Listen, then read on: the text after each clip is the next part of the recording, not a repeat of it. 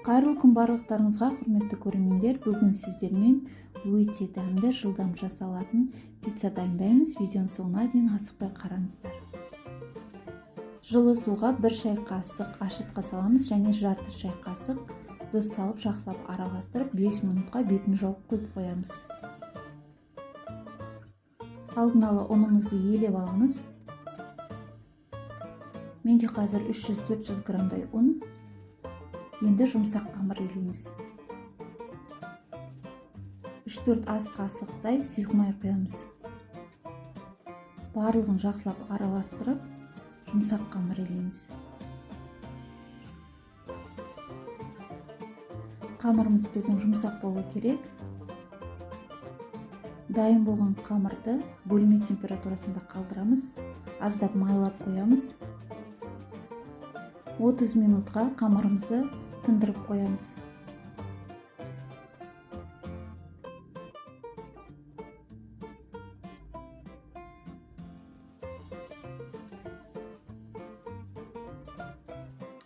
Минутта біздің қамырымыз өзі әдемі болып көтеріліп шығады.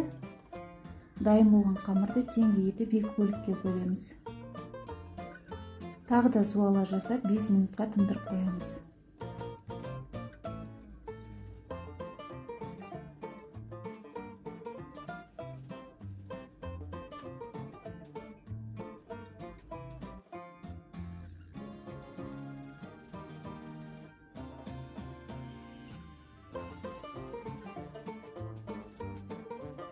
Енді пиццамызға ерекше дәм беретін тұздығын дайындаймыз. Менде осындай қатырылған қызанақтар, қазір біреуін алып, пиццамыздың тұздығын дайындайтын боламыз. Табамызға азғантай май құйып, сақтап туралған сарымсақты салып, 1-2 минут қуырамыз. Қуырылған сарымсақтың үстіне қызанақ салып, тағы да 2-3 минут қуырамыз.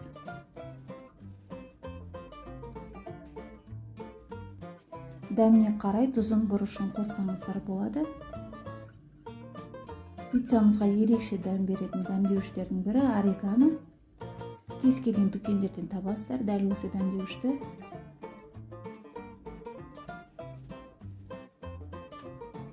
Дәміне қарай аздап тұз саламыз.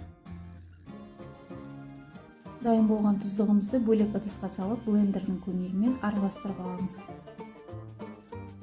Осымен біздің өте дәмді тұздығымыз дайын болды. Енді пиццаның қамырын жұқартып аламыз. Біздің қамырымыз 5 минут жақсы демалды.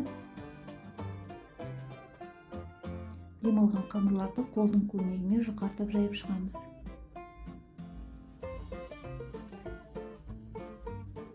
Пергамент қағазына орналастырып шығамыз.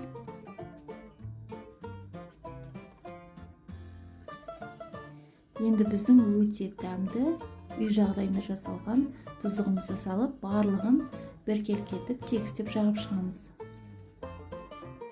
Бетіне өздеріңіз ұнататын шұжықтарды қолдансаңыздар болады.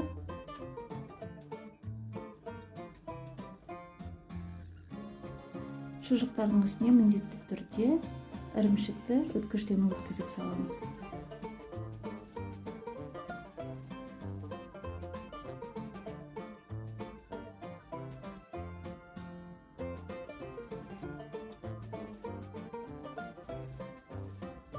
Ірімшікті көбіректеу салсаңыздар, пиццаларыңыз өте дәмді болып шығады.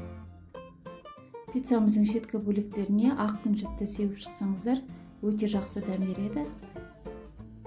Қызып тұрған пеште 200 градуста 15 минут аралығында пісіріп аламыз.